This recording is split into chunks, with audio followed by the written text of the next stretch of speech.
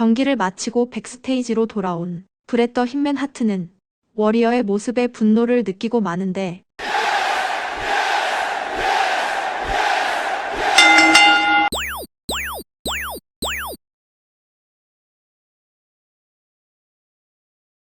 오마하에서 열린 쇼에서 얼티밋 워리어가 어떤 부류의 챔피언이었는지 분명히 목격할 수 있었습니다.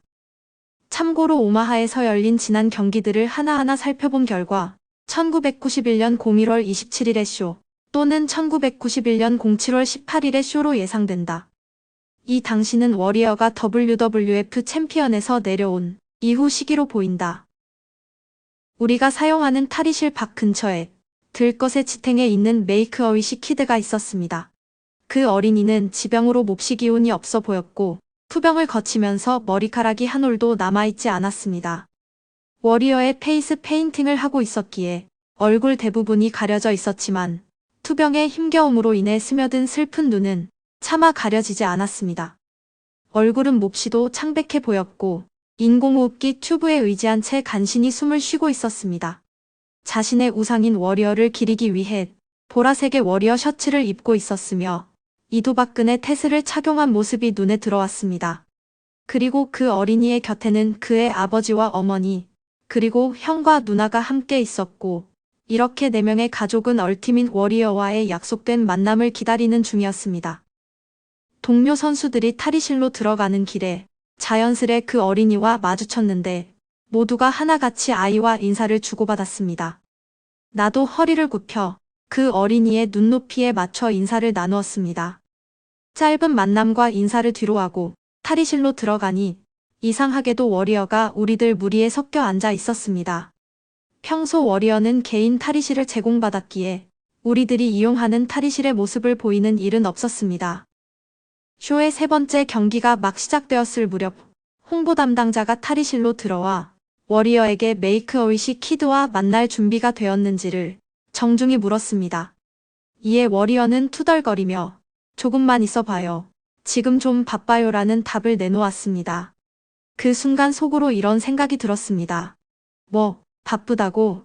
뭐 하느라 바쁘다는 거지? 지금 여기서 이러고 있으면서 말이야.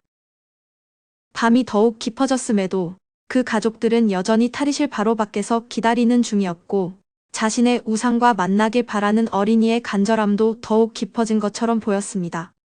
경기를 마치고 다시 탈의실로 돌아왔을 때 그곳에서 더 이상 그 가족의 모습을 찾아볼 수 없었습니다. 드디어 그 어린이의 소원이 이루어졌구나 하는 생각이 들어 왠지 모르게 안도하는 마음이 들었습니다.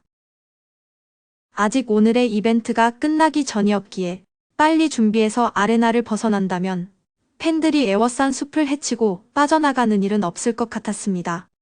짐과 내가 서둘러 샤워하는 동안 얼티밋 워리어의 등장 음악이 흘러나오기 시작했습니다. 워리어의 경기는 절대로 10분을 넘기는 일이 없기 때문에 우리는 서두를 수밖에 없었습니다. 그리고 황급히 옷을 입고 가방을 둘러맨 채 그 자리를 떠났습니다. 우리가 백스테이지 입구 쪽을 돌아서 지나갈 때 지친 모습의 메이크 어 위시 키드와 그의 가족들을 다시 만날 수 있었습니다.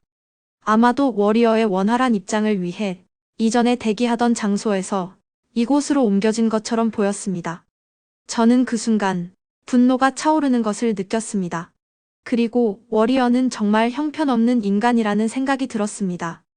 그는 이 가족들을 밤새도록 기다리게 했고 병마와 싸우고 있는 진정한 이 어린 전사를 만나려는 동정심도 보이지 않았습니다. 헐크 호건과 랜디 세비지 그리고 앙드레 더 자이언트를 포함한 수많은 레슬러들이 지금껏 아프고 삶에 고통받는 아이들을 만나고자 그들의 시간을 내는 것을 주저하지 않았습니다. 그날 워리어에 대한 나의 혐오감은 수천 배나 커졌습니다. 나에게 워리어는 한낱 겁쟁이이자 의지 박약자의 거짓 영웅으로밖에 보이지 않았습니다. 이 스토리는 브렛 하트의 책 일부에 포함되어 대중에게 알려지게 되었다. 전적으로 브렛의 시선에 의해 전해진 이야기기에 그날의 상황에 대한 알려지지 않은 진실이 있을지도 모른다. 그럼에도 당시 워리어의 성품에 비추어 볼 때 많은 사람들이 브렛의 시선에 더욱 무게를 두고 있다. 링사이드의 어린 팬에게 자신의 선글라스를 선물하며 어린이 친화적인 챔피언이었던 브렛 하트의 스토리는 여기까지다.